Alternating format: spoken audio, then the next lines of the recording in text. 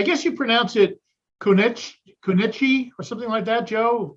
You think that's I would close pronounce enough? it Konecny. Can you tell everybody about what this case is about? Because it's an extremely important, I wouldn't say landmark decision, but enormously important for practitioners both in municipal court and up in the Superior Court. Tell us about the Yeah. case, Joe.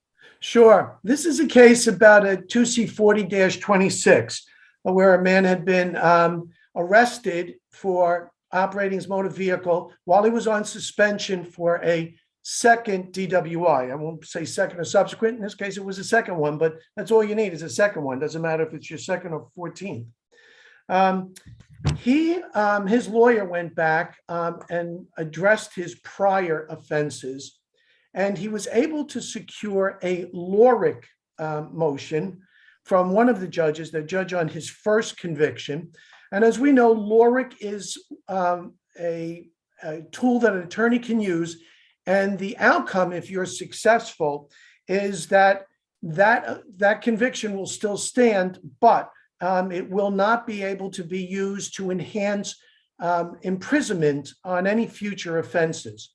Now, in this case, the defendant went to trial and he was convicted, and he appealed the fact that he was sentenced to 6 months in jail, and the court held the following. It said, listen, you were granted Laurick motion, but you did not qualify for it.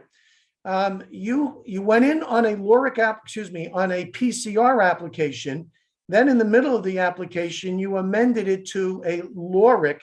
I'm guessing that there was a conversation between the prosecutor and the judge, and the defense attorney said, look, I can't just throw this out, but I'll give you a Laurick protection. The problem is this. Laurick is a remedy that's available to a defendant who, A, did not have an attorney representing him in the prior matter, and importantly, he was not informed of his right to have an attorney represent him. Certainly this will come into play in many different instances, but certainly for those people who can't afford an attorney, it's even doubly important that they be advised of this. Joe, can I interrupt you for 1 second? I need to tell you a real quick war story. I think you might have heard it before. It's, let me just lay it out. First of all, let me suggest to everybody, I was minding my own business, okay?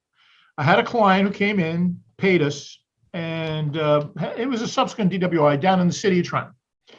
So I filed a Laurick application down there, went down to the Trenton Municipal Court, and figuring it would just sail right through, And the judge, Lou Sansonito, who's now, by the way, the presiding judge in Hamilton Township, Mercer County, he said, this case is old, but I think we might start the paperwork. Let me just go ask the court administrator to go pull the paperwork. Let me take a look at the prior conviction. So I said, all right, I don't care. I figured they'll never find it in a million years. But she went down to the basement and brought back this folder that's full of dust and spiders and everything else, handed it to him on the bench. And he looked at it and says, well, Mr. Rimsey, this is very interesting. Not only was your client represented by an attorney, but you were the attorney. So that was the end of that. It was a public defender case. Now, how am I supposed to remember one of 50 million public defender cases I had in the Trenton Municipal Court? But just to point out that, one of the indispensable components of Laurick application, that you start with the proposition that it was a pro se, uncounseled conviction. Without that, you go nowhere. And I think this was done in this case just as a matter of convenience. I think the judge probably suggested it to kind of throw everybody a bone.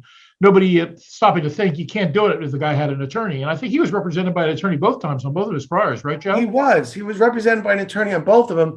And what the judge threw in there, interestingly, in quote, granting the Laurick, which really had no factual basis, since he was in fact clearly represented by counsel, he said, listen, this will then go to protect the defendant from any incarceration as a result of this granting of this Laurick application, but it only applies to DWIs, to no other offenses. Now, of course, that's unconstitutional and not the basis for the Laurick application. There's actually a Laurick case dealing with driving on the revoked list, Joe, where somebody actually implemented it for that. I used to do it in Lawrence Township as public defender there all the time for shoplifting cases. So there's no limitation in terms of how you want to make it apply. It just it has always been litigated in the context of DWI. That's the only thing. True. Ultimately, what the court said, and this is critical because there were two prior cases dealing with the issue of whether If there's a PCR granted in a prior case, does that conviction still stand for the fact that your client was guilty? That your client should go to jail because there were two priors, even though the PCR was granted. And those two cases had different factual basis. In one of them, the attorney applied for the PCR and it was granted prior to the trial of the 2C40-26. And the other one, he had gone to trial, he had lost, and then applied for a PCR, and that was granted. And what the court said is, what the two separate courts said, one said, listen, when you apply for it before trial, well, then that DWI disappears for all intents and purposes. And the second one said, well, you should have applied before trial, but since you didn't, even though we now found that it was perhaps constitutionally or procedurally defective, it's too late for you to say that. In Konecny, the court decided this issue and said a number of things. One, if you get a Laurick, it applies to the mandatory 180 days on a 2C40-26. That is, if you have two priors, but one of them you were granted a Laurick, although you will lose your license for 8 years and have to install the IID for 4 years thereafter, you're not going to have to go to jail for 180 days. It's discretionary with the judge, but it's not mandatory. And secondly, the court indicated that, yes, when a Laurick application is granted to the defendant on his first or second, it doesn't matter because you only need to get rid of one of them, on his first or second DWI, then that is gone. It's kiss it goodbye.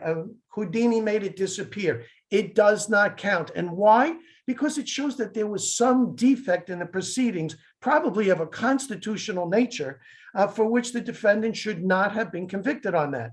So in a number of municipalities, and counties, prosecutors are taking the position, well, it doesn't matter that it's now thrown out. At the night you were driving, you thought it was valid and you still chose to drive.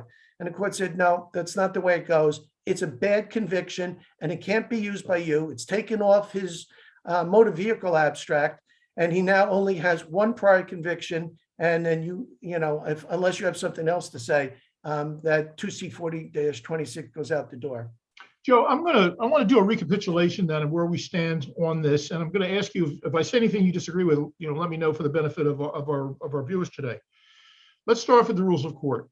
The rule we're dealing with is in municipal court rules, Rule 7:10-2. There's two parts to 7:10-2. One deals with conventional post-conviction relief, which has a 5-year statute of limitations associated with it, which it can be excusable for good cause shown, but typically that's kind of a high burden. 5-year statute of limitations. The second part of the rule 7:10-2, I think it's under subsection G, deals specifically with Laurick applications. And in the case law, Laurick applications does not have a statute of limitations. I commend to everybody the case of State versus Patel. It's I think a 2017 or 18 New Jersey Supreme Court decision, which does a couple things. Number one, Patel eliminates statute of limitations on Laurick relief. Okay, you can go back in perpetuity for Laurick applications. That's number one. Number two, it spells out toward the end of the decision some extremely valuable language for defense counsel who are who are making Laurick applications but don't have access to transcripts or police reports or court records or anything like that. Under most circumstances, your client's certification or testimony may be sufficient to establish a foundation for the granting of Laurick relief. So all this is extremely important for you to know about. Now, in the context of 2C40-26, as you indicated a moment ago, Joe, it applies for second and subsequent offenses, both for drunk driving and for driving on the revoked list. And the operation of the motor vehicle on the revoked list has to take place during the window of the determinate suspension term imposed in court for the second or third DWI.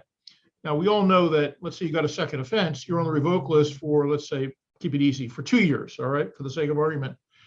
And that's the determinate term of your suspension. For motor vehicle purposes, your suspension goes on indefinitely until you've taken the necessary steps to get yourself restored. Pay your restoration fee, pay your surcharges, go to the IDRC, do your, whatever you have to do to get motor vehicles to restore you. But for 2C40-26 purposes, it's the determinate window of the suspension, the 2-year suspension term. So what this case stands for, the one that came out yesterday that you've been describing, is that the following. If you go back and you file either a Laurick application or a post-conviction relief application, and you are able to either get Laurick relief on the prior DWI, or you're able to get it vacated completely through post-conviction relief, there is no underlying conviction that the state can rely upon under a 2C40-26. It just doesn't exist. Now, I want to give everybody an important practice point, and that's this. If you are successful on a post-conviction relief application and you have the conviction vacated, it is vitally important, it's indispensable that you have in your order granting the post-conviction relief language that directs the municipal court administrator to send a corrected MF1 card to the Motor Vehicle Commission to have that conviction removed from your client's record. Granting the PCR won't do anything. It'll stay on his driving abstract, okay? Having a corrected MF1 card sent by the municipal court back to motor vehicles will literally remove it from the certified abstract. So when the prosecutor wants to go forward and prosecute it, he's holding up, this is the abstract. The abstract's not going to result in it's not going to show a conviction for drunk driving if you do a corrected MF1 card based on the granting of the post-conviction relief application. Now, Joe, my question to you is this. I mean, it would seem to me that the PCR grant, where you're going to actually eliminate the conviction, will make it impossible for the state to go forward with the prosecution. But it seems to me you get a slightly different outcome if it's Laurick relief, in the sense that they could go forward with the prosecution because you would still be on the revoke list during the determinate term. Laurick doesn't do anything about that. It's just that they couldn't give you the mandatory 6 months in jail if the jury comes back with a guilty verdict on the 2C40-26. I mean, do you agree with that interpretation? And the Supreme Court's very clear about that. You're absolutely right, 100%, Bob. The 180 days disappears because it's mandatory, but it's not discretionary with the judge. But it has, two elements to it. One, you have to have 2 prior DWIs, and number 2, you were driving during the suspension for the second DWI. That's it. Laurick says you can't count the first one for these computations. Therefore, one of the elements is missing, and you need 2 elements to impose that non-discretionary 6-month mandatory Bergen County or Hudson County or Cumberland County jail term. It would seem to me, Joe, that if you were driving in the window of a second DWI conviction, okay, and your attorney goes back to municipal court where you got convicted, and he gets Laurick relief on the second conviction, you would still be in the window of the suspension. But the prosecutor, if the jury comes back with a guilty verdict on the 2C40-26, they're not going to be able to put you in jail because you're immunized from the jail sentence. It can't be imposed as a result of the Laurick relief. Do you agree with that? I agree 100%. Although it can't be considered. It can't be considered by the court in whether to impose jail sentence. But it's a 4th-degree offense, and you can get a discretionary sentence of up to 18 months. Now, if you can't consider the first conviction for that, what have you got? A guy who's driving on the revoke list for a DWI? I mean, how many times do those people go to jail? Almost never. Right. And I don't think you could go to jail for the 39-340 either, Joe, because of the Laurick relief.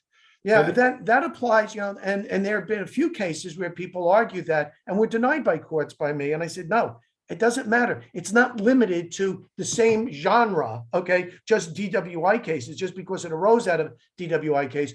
It arises for any infractions, whether criminal or motor vehicle, that may have jail terms. And it cannot be considered, and certainly it can't form the basis for a mandatory, not discretionary jail term. Yeah, I'm surprised the Supreme Court didn't raise that issue or didn't cite the driving on the revoke list case. It's the appellate division case, which applied Laurick there. Joe, you, as I recall, talking to you a month or 2 ago, you have a case pending right now somewhere in some prosecutor's office where this is actually in play. Is that true? It is in play. And by accident yesterday, when I read this opinion, I accidentally emailed a copy to the judge and to the prosecutor. You know how clumsy you can be when you're reading a decision and your fingers go over the keyboard, so that they will know, because the prosecutor was taking the position that, look, there is a case out there that says it doesn't apply. Now, of course, she's only referencing the case where the application for the PCR came after the indictable conviction on the 2C40-26. We are still pre-trial, and I have no doubt unless the prosecutor wants to say that the Supreme Court didn't know what they were talking about, so it shouldn't count. It wouldn't be the first time. Right, and I mean, the first time that a prosecutor has said that. Yeah, I had been with the judge earlier in this week with the prosecutor Monday afternoon, and when I showed her that there was an order out there, the judge had sent out his order to his clerk to have his electronic signature, but we did not yet have a copy of that signed one, just the one that the judge prepared and sent to his clerk for filing. And the judge said, well, I assume now that we're not going to be pursuing this case anymore. And the prosecutor says, I don't know, I'll have to confer with my superiors. And understandably. Well, you have to let us know how that turns out. Let's get into some more prosaic things. And by the way, this is not, it's just unusual. You've really got to stay up with the case law because you have a statute, in this 2C40-26 where there's no wiggle room at all in terms of, at least until yesterday, there was no possibility of avoiding the 6-month jail term under any circumstances. The case law is really clear on that. But, Actually, Bob, there may well be, because we're still in the pandemic. The Executive Order 103 declaring New Jersey to be in a state of pandemic. Right. There is an order signed by Justice Rabner, and with the consent of the Attorney General for the state of New Jersey, the President of the County Prosecutors Association, and Joe Krikora, the head of the Public Defendant Unit, which said that we don't want people in jail now during this pandemic. We don't want to spread it. We don't want to expose officers and sheriff's officers at the jail to this. So what we're going to do is the prosecutor can review the people who are in there on motor vehicle offenses and minor offenses, and they can be released even though they're serving a mandatory term. And when the pandemic's over, then they will all be called up to come back to court. And at that time, the court has the right to do one of three things. One, they can send him back to jail for the balance of the term that was yet unserved. Two, the judge can give him credit for being out during that time, not having committed any other offenses, and say that the time that he was out suffices to be the equivalent of time in jail. Or the judge can do a blend of the two and give him less than what was previously mandated, but more than nothing. So there is that out. Joe, I have a question from one of our viewers, and I want to see if you agree with my legal advice. Here, let me read the question. I have a situation with a client whose case fits under 2C40-26, but his case is scheduled in municipal court. He is not eligible for a Laurick motion. I'd be interested in Bob's thoughts on handling if he has the time. Here's the question, or that's the question. Here's the answer. Guilty. Plead guilty today. Immediately. Plead guilty. Guilty. Okay? You get yourself locked into double jeopardy protection by doing that, and they will be foreclosed from indicting your guy down the line for 2C40-26. You agree, Joe? Yeah. So you're not committing any ethical violations there. Plead your client guilty. Yeah, Joe, that's a case that was actually written by Judge Sabatino, although it's a per curiam decision. I know he wrote it because I recognize his writing. They should have published it because it says exactly what you say. And the issue in the case is if you have that situation and your guy fits into 2C40-26, do you have an ethical obligation to tell the judge or the prosecutor, hey, maybe my guy should be sent to superior court so he can go to jail for 6 months? Or are you better off saying, listen, I ain't the prosecutor. It ain't my job. You charge him, he's pleading guilty, sentence him, goodbye. What do you think, Joe? Well, I think that, there's that unpublished case, floating around out there from the appellate division that said, not only do you not have an obligation to tell the court, it may be your ethical obligation not to tell the court.